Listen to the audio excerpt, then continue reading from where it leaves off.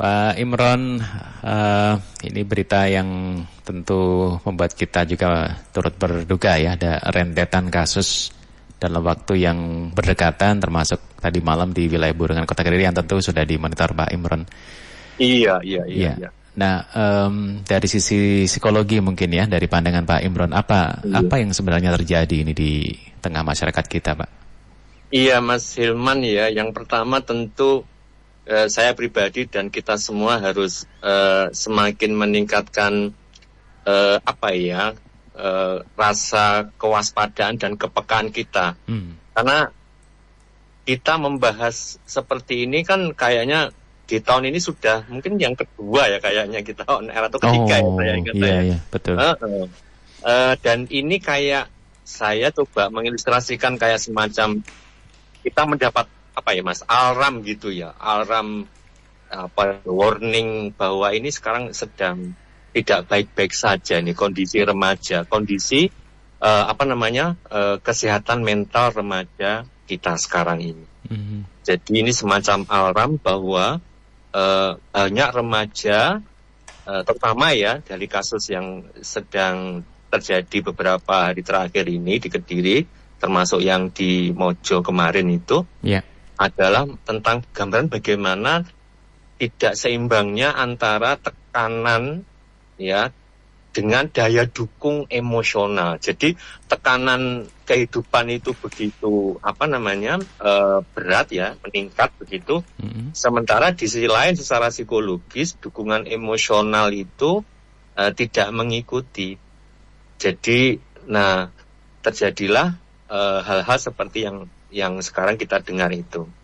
Jadi ini semacam, ini kayaknya sudah semacam alarm ini, harus semakin intens kita memperhatikan masalah ini. Jadi ini bukan sekedar masalah individu terus kita itu, tapi ini harus istilahnya itu harus sistemik ya. Jadi harus ada semacam gerakan bersama, sistemik gitu ya, Mas Hilman. Ekosistem yang terlibat semuanya, tidak hanya individu, keluarga, sekolah, pendidik, media, semuanya terlibat juga untuk mengkampanyekan bahwa istilahnya bukan tapi mencegah bagaimana agar masalah di kalangan remaja ini tidak kemudian istilahnya itu menular ya, contagiation gitu ya. Jadi tidak menular. Itu saya melihatnya seperti itu. Ini sudah alarm ya. Kita harus bergerak bareng-bareng ini, Mas Hilman. Ya. Nah, Pak Imron menyebut peristiwa ini bisa menular ya.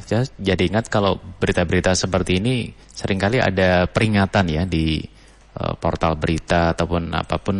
Ini bukan bermaksud inspirasi tapi betul sebagai ya alarm kalau disebutkan Pak Imron tadi ya. Betul, iya. Jadi memang bisa menular ya kasus seperti ini, Pak. Iya, jadi bayangkan seperti ini ya. Setiap kita kan individu ini kalau dalam pandangan psikologi mempunyai kemampuan menghadapi masalah yang berbeda-beda. Istilahnya coping stress yang berbeda-beda. Di mana coping stress ini nanti akan dipengaruhi banyak hal ya. Ada masalah pendidikan, ada masalah kekuatan komunikasi, kehangatan dalam keluarga, pendidikan spiritualitas. Nah, itu menjadikan daya tahan kita itu bisa tebal atau tipis, kayak begitu ya. Nah, bagi mereka yang mempunyai faktor resiko itu faktor yang menyebabkan mereka rentan menghadapi tekanan kehidupan. Itu lebih mudah nanti untuk melakukan tindakan mengakhiri hidup ini. Dan contoh-contoh yang ada di berita itu bisa, ya itu tadi yang disebut bisa menjadi inspirasi. Nah, oleh karena itu harus diingatkan ketika ada berita-berita terkait dengan ini adalah tidak menjadikan ini, ini tidak dijadikan seperti begitu. Itu memang saya duga itu menjadi etika di dunia media seperti itu. Nah, yang penting memang akhirnya kita semua harus terlibat. Ini bukan sekedar masalah, kok ngono ya selesai, enggak. Kita harus mulai lebih aware ya.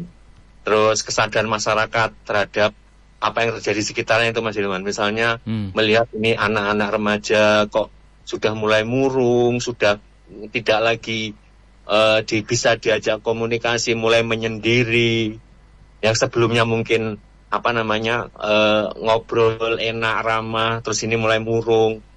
Itu kan remaja itu kan konon masa perkembangan psikologis yang sangat rentan ya, Iya. Mas ya, Mas itu ya.